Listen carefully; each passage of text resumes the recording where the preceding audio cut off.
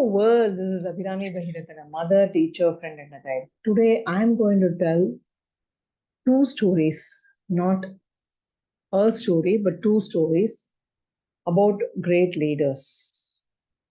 Okay, and these are real stories, not a fable or an imaginary story, cooked up story and all.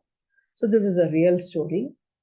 And why I chose these stories was that yesterday I was speaking about anger and the effects of anger. So I thought that I should give two more stories, real stories.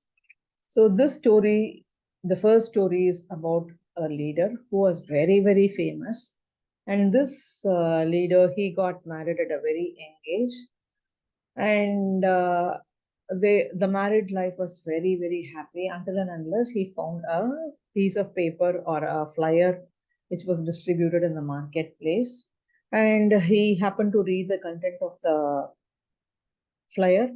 And this flyer, it was all about chauvinism. And he thought that why I shouldn't be a chauvinist. It's a great idea.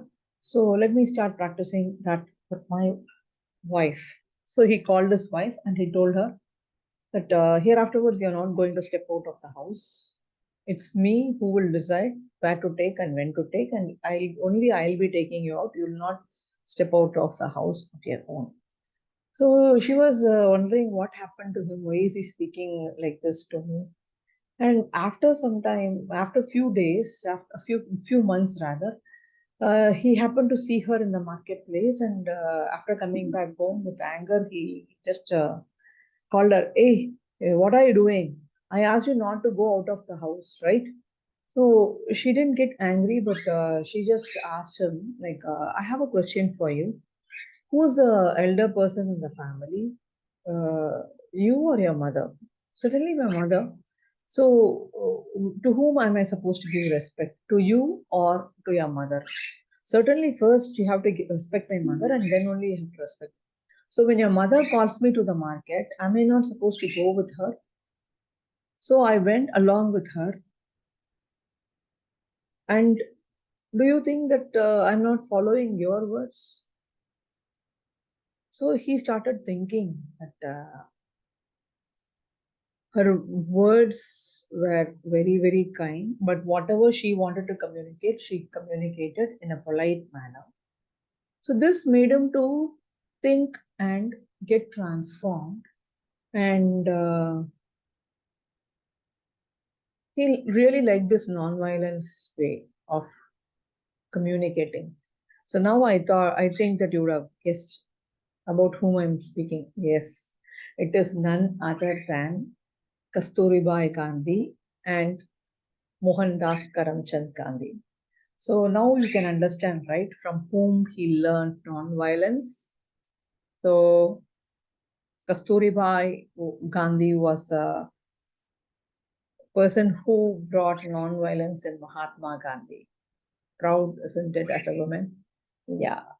And the second story, uh, it is also about a leader, and this is about a 6-year-old boy. Okay, Uh, the family is moving from one continent to another continent. Actually, the father gets a job in a country called Indonesia. So they move from Hawaii to Indonesia.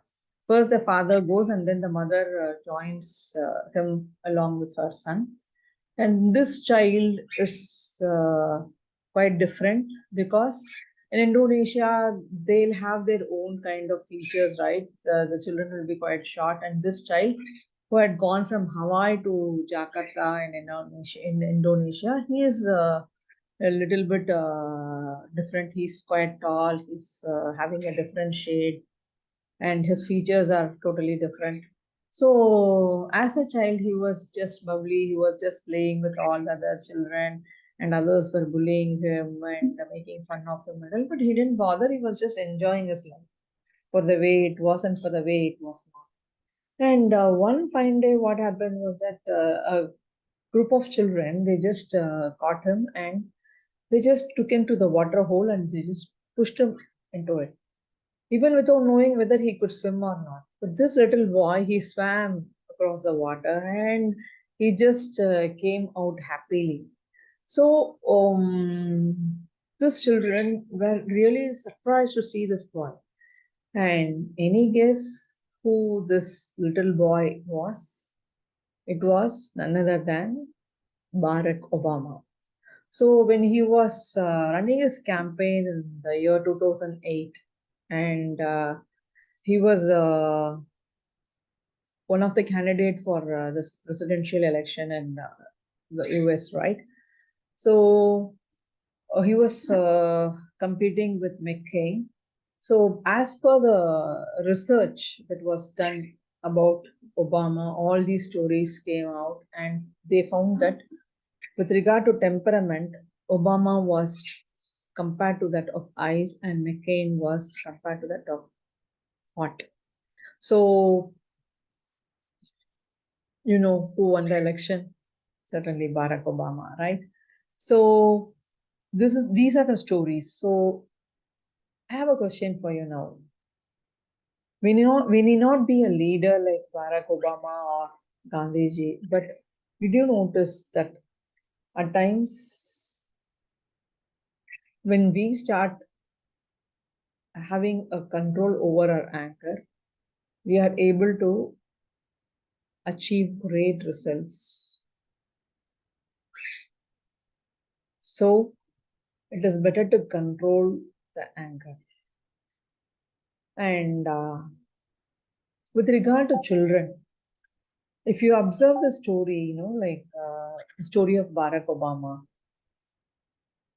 it was said that he was just 6 years old when he was just troubled with other children. He was very cool. So when the children are not aggressive, when they are calm, they are able to be more polite. And as they grow, also these kind of qualities exist in them. Whereas when you are not providing a conducive environment for your child, wherein the child is not taken care of properly, when the child is not